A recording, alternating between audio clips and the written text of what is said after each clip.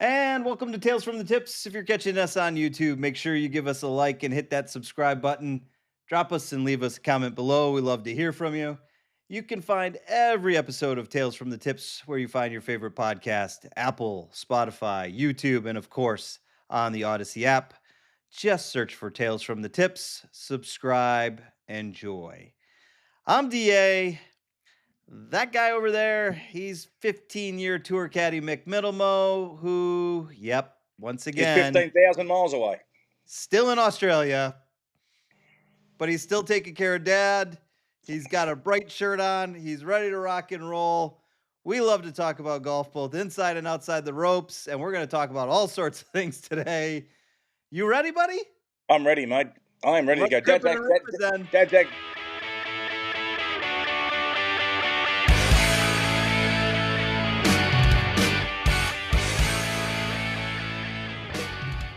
Dad's actually with me today. He's sitting on the couch over there doing his exercises. He's doing a phenomenal job.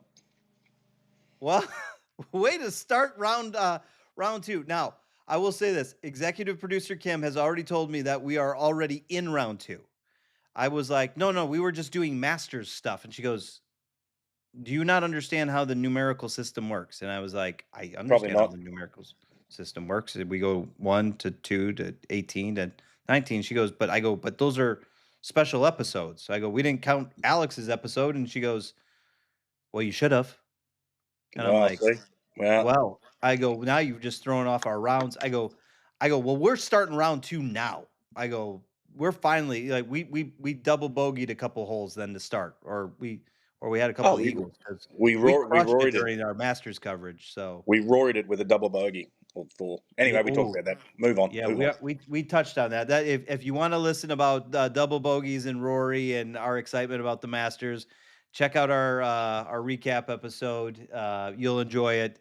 Mick and I have all sorts of fun things happening during that thing. All right, so we have a lot to catch up on Yep.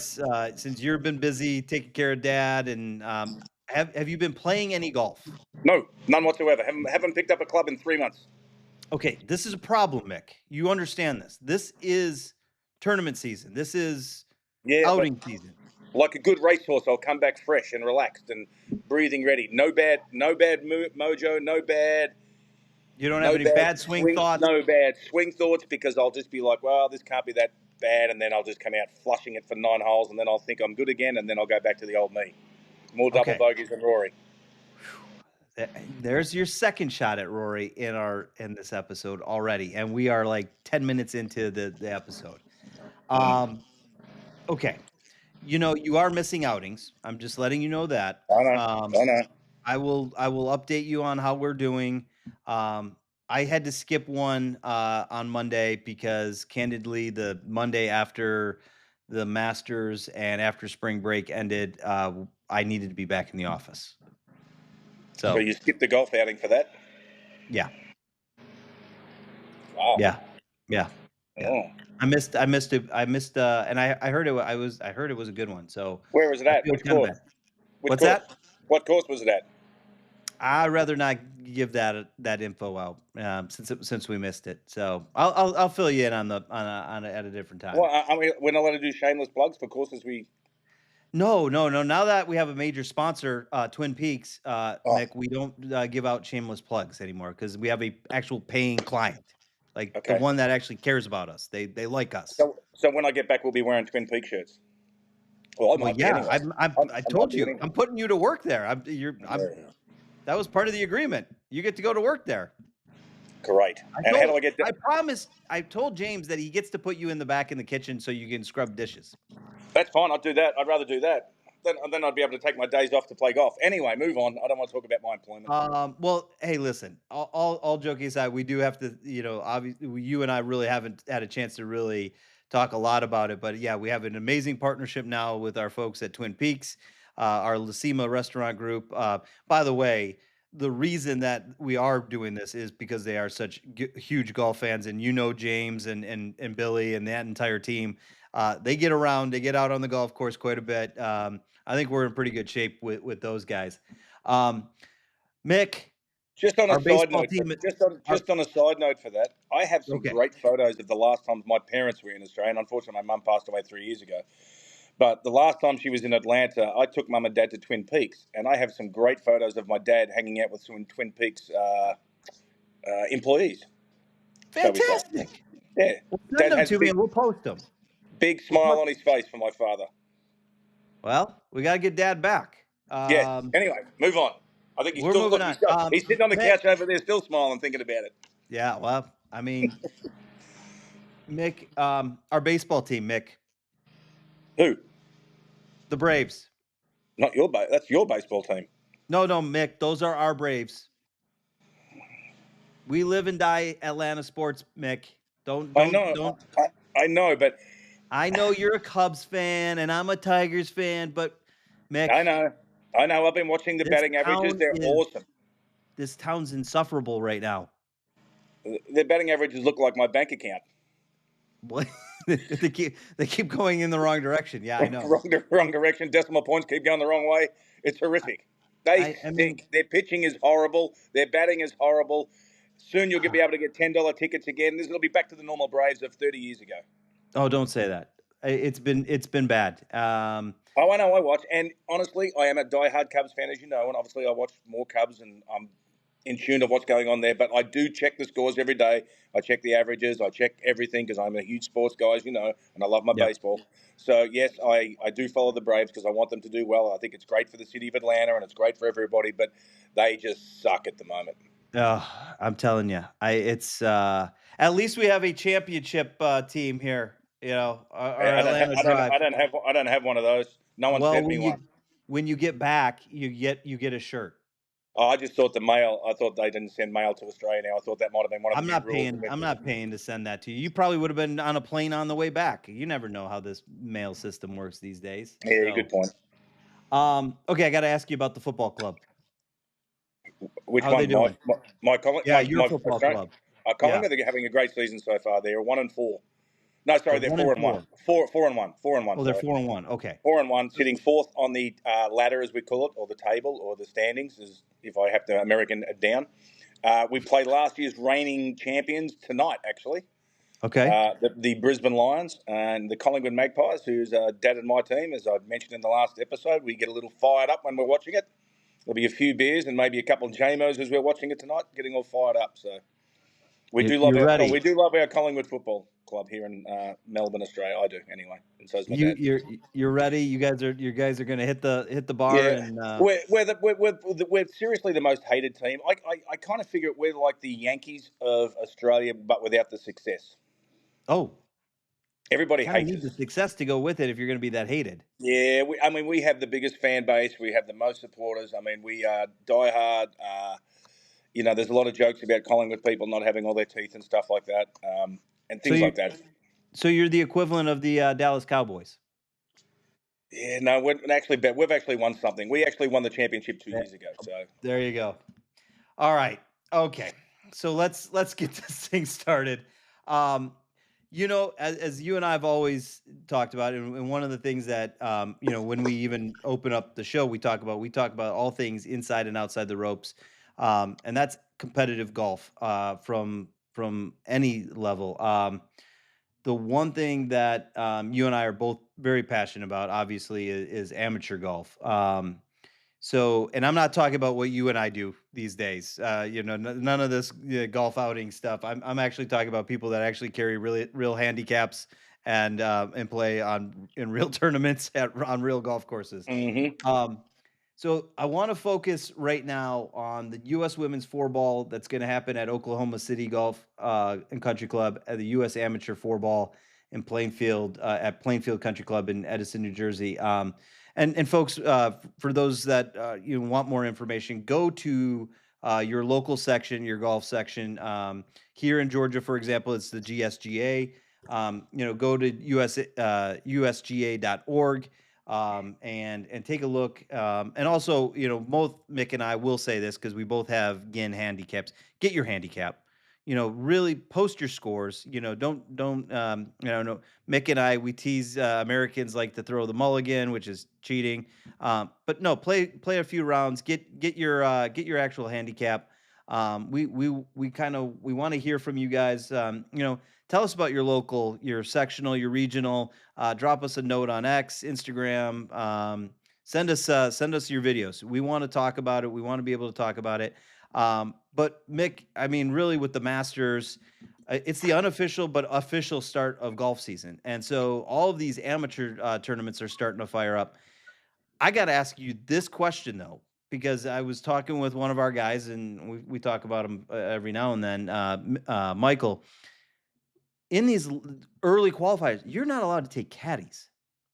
Yeah, I've never understood that by any stretch of the imagination. I don't know. I haven't really delved into why, but I don't understand why you can't take a caddy or you have your dad caddy for you and help you carry the bag and give you along the way. I don't know whether they think maybe some people get caddies, it's a leg up or it helps them more. But yeah, I've never understood that rule, and I probably never will because I think you should be able to take a caddy anytime you go out.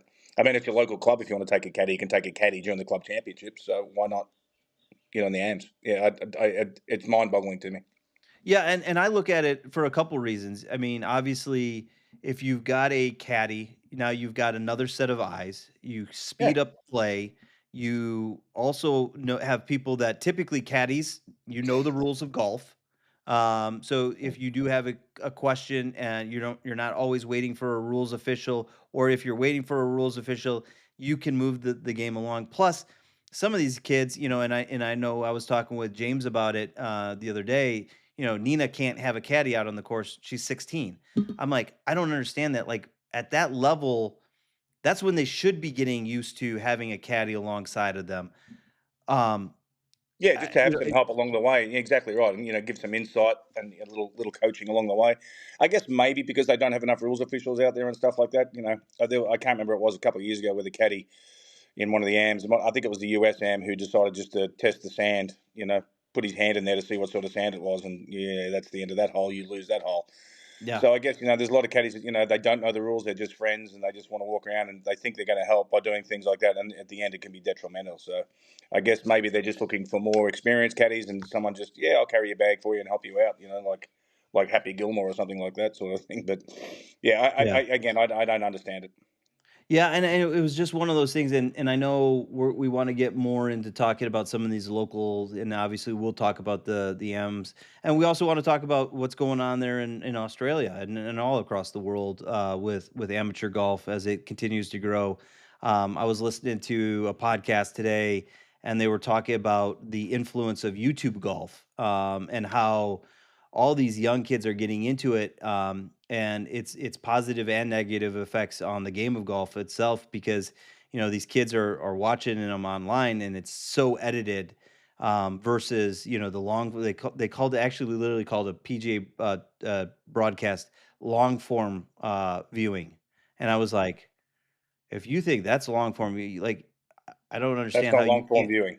Yeah, I don't I was like and it's a guy I absolutely respect, and he's done an amazing job, as a YouTuber, but at the same time, I'm, like, going, there is a better balance, out there, and I think both the PGA Tour and even Live, I mean, say what you want, in the European Tour, Australian Tour, I think all these tours need to get together and figure out how to work with some more of these creators, guys like, us even, and helping grow the game because that's where it's gonna be at.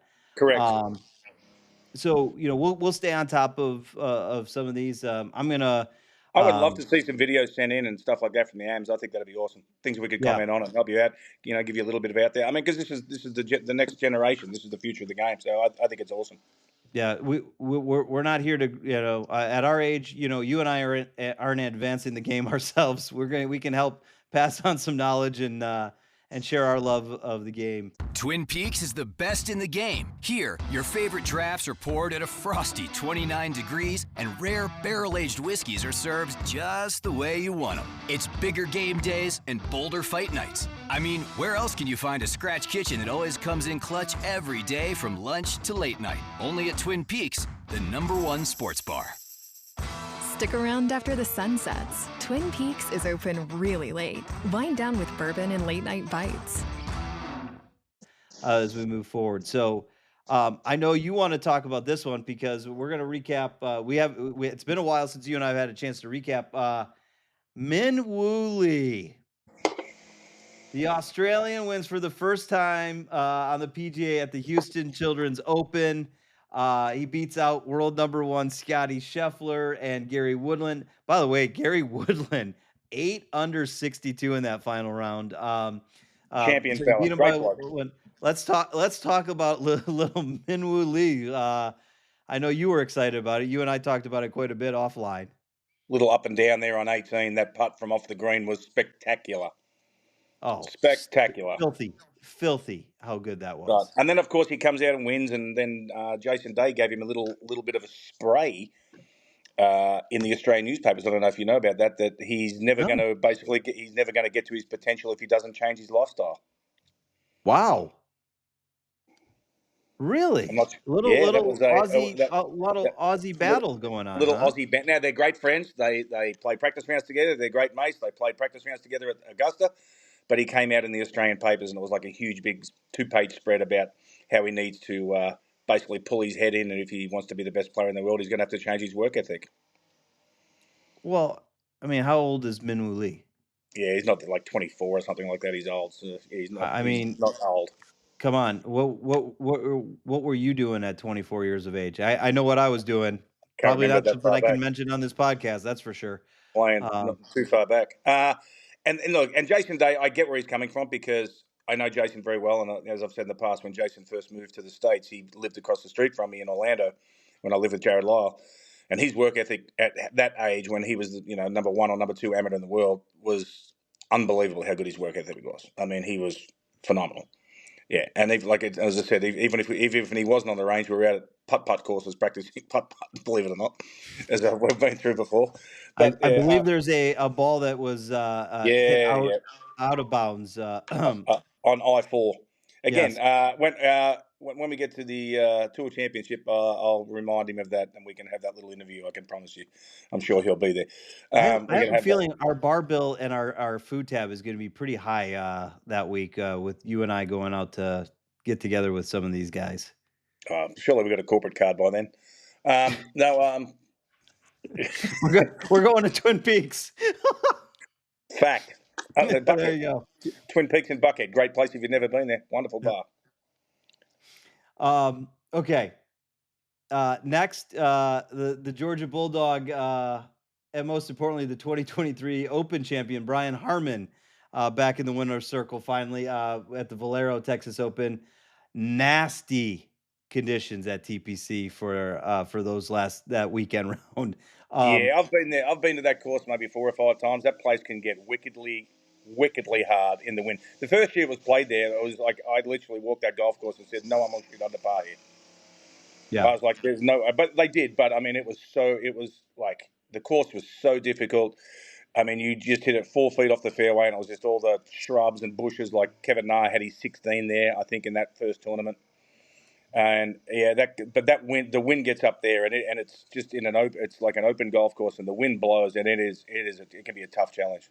Yeah, and the temps dropped. I mean, I think some of the guys were warming up on the range for those early morning rounds in the mid 30s, upper 30s, low 40s.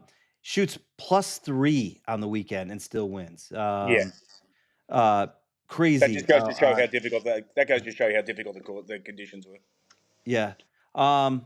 Okay. So my favorite part, we start talking about places Mick likes to visit for upcoming events. So obviously this week we've got the HBC Heritage at Harbor Town in Hilton Head, and I know you have been there. Also though, Mick, and I know that one is now a signature event. So they've also got a full field event at the Corrales Punta Cana Championship in the Dominican Republic.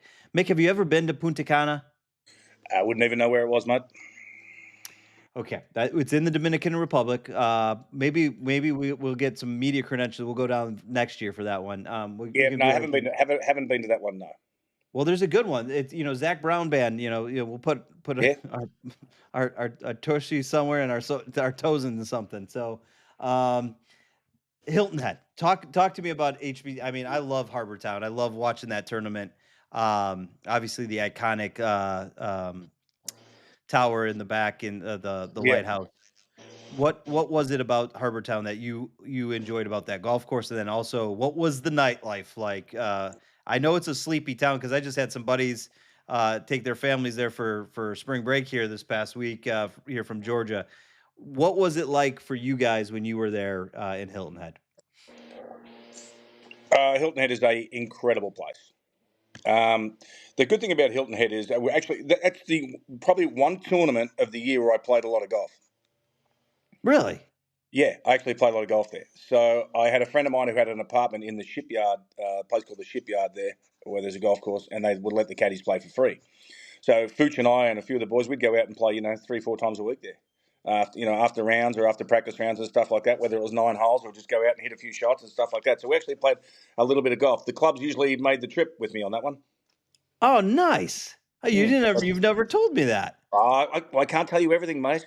You're not like my That's 3 ex-wives. I didn't tell them everything either. But so, yeah, and look what what happened look there. what happens. Yeah, exactly. Yeah. But, Mm-hmm. so, yeah, You know, yeah. My dad's shaking his head over there. Look at him. He's just I'm shaking telling his you, head Dad, and laughing at me. I promise you, I'm watching after him when he's here. Yeah, I can't. no one's going to let me get married again. I know that. It's fact. No, Yeah, I know. you're stuck. Anyway, but it was one of those ones. But there's I think the place was called Henchie's, and it's a Chicago Cubs bar. Oh, here we go. So that got my attention a lot of the time. Okay, that drew your favor. When you walk in with a Cubs tattoo on your arm and you walk into that place there, you are greeted very, very well, I can assure you. But I was gonna say, there's so many great bars there. There's so many great bars and restaurants there. There's a lot happens there. It's a great place. Not much happens after 9 o'clock, I must admit. I mean, all the oldies. no, that's exactly what one of my guys at the office said. He goes, now the good part is you can go have a good time and you're in bed early enough so that you wake up the next day and you feel great. I Oh, was like, it's like going to the villages in Florida. oh boy. That's not a shameless plug for the villages in Florida. But okay. Last on this list before we wrap it up. And we know that Rory is going to be back to defend with Shane. The Zurich Classic down in the Big Easy. I know it's tough for me to really enjoy that with our disdain for that football team that is there, but I know you have a lot of stories from Bourbon Street. What was the place for caddies to go hang out, and then tell us about the course? Like let's start with the important thing. Let's talk about the golf, and then let's talk about I your thought you said the important thing.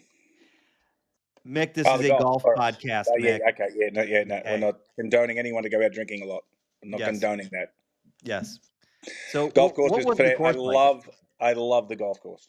Yeah. It's a fantastic golf course. It's a great layout. It's fun. It's risk and reward. It's one of my favorite golf courses on tour. I love that golf course. A few little critters around, like there's a 3-legged alligator there, tripod on one hole. There's a few little snakes that you may run into along the way. There's a few creatures out there in the bayou, and then yeah. So Yeah. we get a bit of that stuff like that. Yeah. How far outside of town is it? It's like 20 minutes. Go across the bridge and then lock your doors and you're there. There you go. Yeah. All right. Then let's get to the not so important but important part. What was the hang? What was the plans usually when you guys were in New Orleans? All right. So this is different for me. The first couple of years I was there, obviously it was Bourbon Street. And it wasn't a case of a certain place. It was a case of going to all the places. Mm-hmm. You would hang out with a few caddies and stuff like that. Obviously, the Australian caddies, we'd all hang together. Doorbell again. There he is. Why do they ring it twice all the time? Who are these people, Dad? Why do they ring it twice? Anyway. Sorry. Fantastic. Ladies and gentlemen, welcome to Life of Recording a Podcast from your homes. In Australia, yes, exactly. I think it was the guy cutting the grass. I think it was the guy cutting the lawns this morning. There you go. So at the end of it, I didn't really go down Bourbon Street very much because I don't like it. I'm not a big fan of it. I don't like it. It's just it's not my thing. So I had a friend. I had a friend who had an apartment on Magazine Street in New Orleans. Great place. And there was a bar there called Henry's. And so I didn't feel like I used to just stay by myself in New Orleans. So I was by myself at this stage. So, and I didn't feel like driving into town and stuff like that. So I just decided to go for a walk down Magazine Street to check it out. And I find this little bar called Henry's. I walk in there. Bartender Tim was his name. It's cash only. They don't take credit cards or anything like that. It's a cash only bar. There's no debit cards, credit cards. They don't even think about that. It's been there for like 105 years. It is the best dive bar I have ever been to in America. Really? Unbelievable place. And and I'm still friends with all the regulars there and stuff. We're all friends on Facebook. They always reach out to me, Falcons and Saints games and things like that. The best dive bar I've ever been to in America. Unbelievable place. And it's got a history. Like, there's a whole bunch of FBI stuff on the walls because Lee Harvey Oswald used to come in there, and like there used to be a grocery store next door. Lee Harvey Oswald used to go in there. So it's just got like this all this memorabilia and stuff on the walls, and it's just all the regulars, just these diehard Saints fans, but they're just the nicest people. I mean, they'll do anything for you. I mean, I was giving away 20 tickets a time for these guys to come to the golf, and fortunately enough, there's my pictures on the wall there with a few of the regulars and stuff like that. But yeah, what a unbelievable place. Henry's on Magazine Street. Steve is the owner. Henry's on Magazine Street. There's your shout out. Yeah, great place. Not as good as Twin Peaks, by the way. Nope. No, definitely not as good as Twin Peaks, but the best dive bar in America. Big call right there. There you go. All right, buddy. You got anything else? Are you good? I'm good, mate. I'm good. I'm going to, I don't know what I'm going to do for the rest of the day. It's a beautiful sunny day here in Australia. Go hit the course. Go work on your game. I didn't bring my clubs with me. So good. Borrow Dad's. Yeah, okay. The old Nicholas 1 iron, the Persimmon Woods. I don't know how I'd go with those ones. Well, you did hit a 2 iron until you sold that, so Well, that's because I was trying to enhance the game of one of our friends. And then you pulled a hamstring hitting it too. So maybe let's stay away from the 1 iron. I'll probably go and do some exercise this afternoon because I need to. I'm getting fat. So sitting here drinking all the good Australian beer.